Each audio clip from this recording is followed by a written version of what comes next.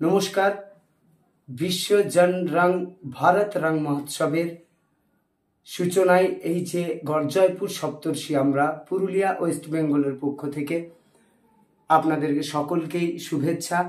আর এই ভারত জন রং ভারত রং মহোৎসবে আপনাদেরকে স্বাগত এবং শুভেচ্ছা। আমরা শুরু করছি আমাদের প্রয়াস। ছোট্ট পঞ্চম বেদের কথা আমরা শুরু করছি। ও মানুষ মরলে পরে বিচার হবে কার? ও মানুষ মরলে পরে বিচার হবে কার? আমি বুঝলাম না ব্যাপার। কে বলে মানুষ মরে?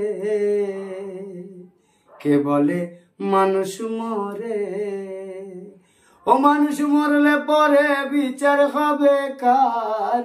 ও মানুষ মরলে পরে বিচার হবে কার? আমি বুঝলাম না ব্যাপার।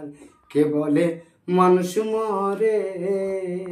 ওগো পঞ্চই আত্মা পঞ্চ রহু বড় হিসাবেতে পাওয়া যায়। আর একের হতে দুয়ের জন্ম পরমাত্মার মরণ নাই। পরমাত্মার মরণ নাই। ওগো আদি সহত্ব পরম যিনি জীব দেহ চালাচ্ছেন তিনি। ওগো আদি সহত্ব পরম যিনি জীব দেহ চালাচ্ছেন তিনি। দেখো জন্ম মৃত্যুর নাম ধরিয়া চালাইছ কোন কারবার? কে বলে মানুষ মরে? কে বলে মানুষ মরে? নমস্কার, আমরা গড়জয়পুর সপ্তর্ষি পুরুলিয়া।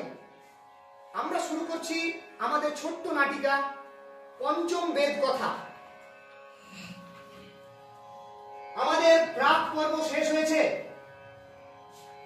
এবার আমরা যা কিছু শিখেছি তা অনুশীলন করার পালা। এটা মনে রাখতে হবে, এই পরীক্ষা আমাদের নতুন পরীক্ষা। এই পরীক্ষায় কোনো প্রকার ভুল করা উচিত হবে না। শুরু করো, শুরু করো।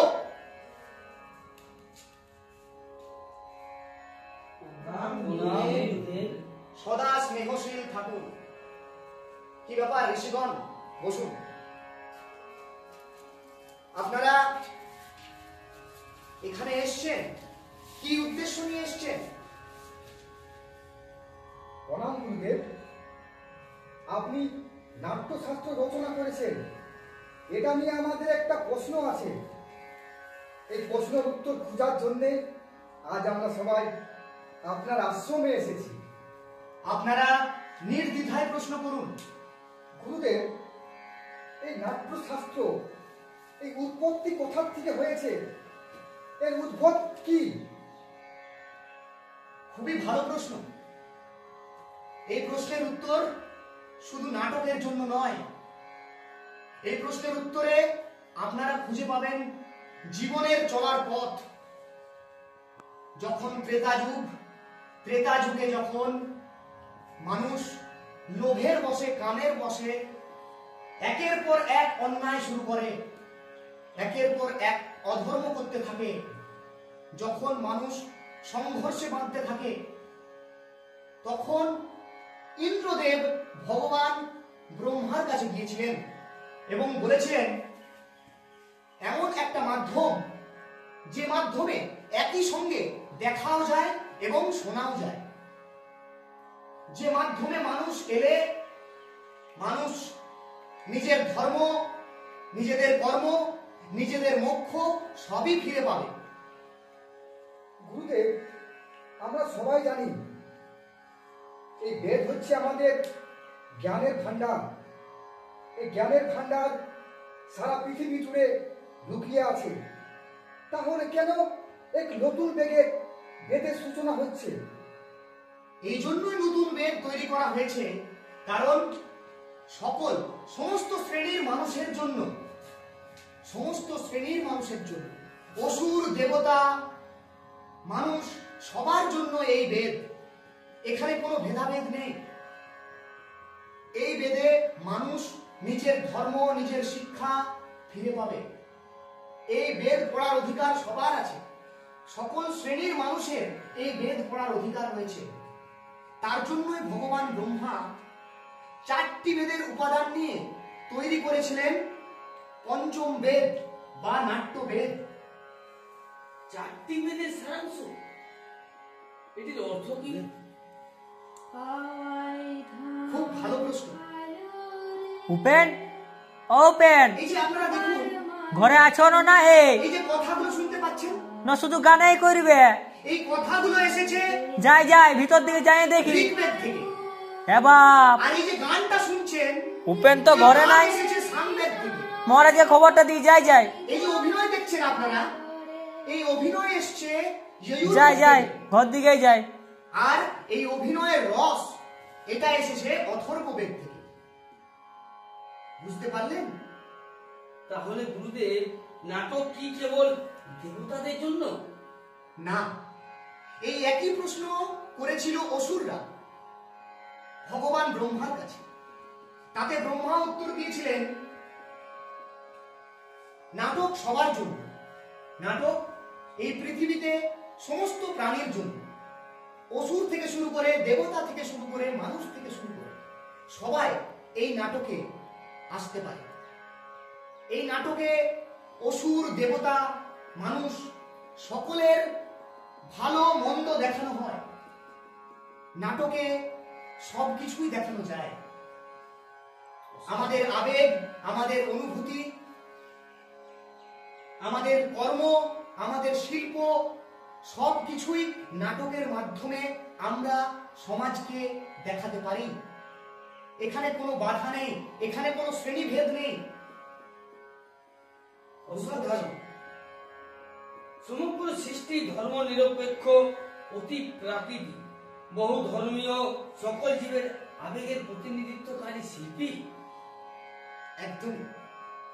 আপনারা বলতে পারেন সমস্ত শিল্প নিয়ে এই নাট্য তৈরি বা এই নাটক তৈরি হয়, বা বলতে পারেন এই নাটক তৈরি হয় সমস্ত শিল্পের আধারে।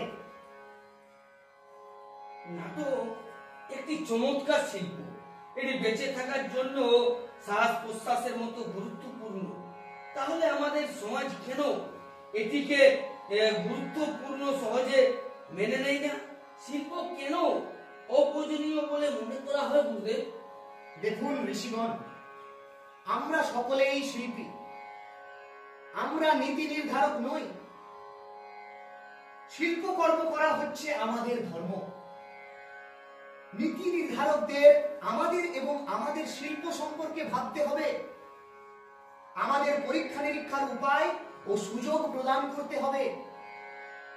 নাটক কেবল একটা শিল্প নয়, এটি সমাজের একটা দর্পণ। এটি মানবতাকে সত্যের পথে পরিচালিত করে। নাটক ধর্ম, জাতি, ভৌগোলিক সীমানা পেরিয়ে মানবতার জয়গান গায়।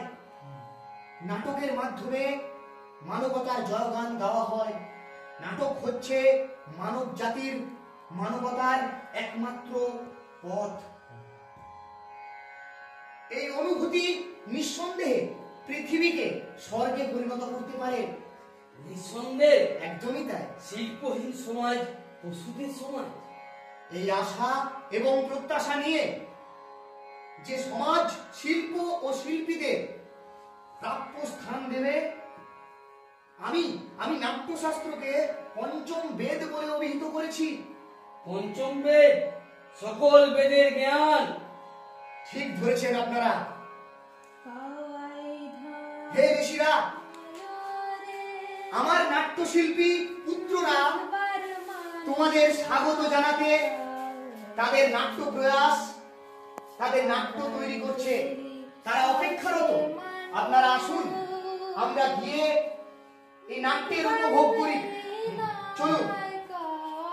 এই জাতি উন্নত হোক, এই জাতি উন্নত হোক, সকলের আশা পূর্ণ হোক, সকলের আশা পূর্ণ হোক।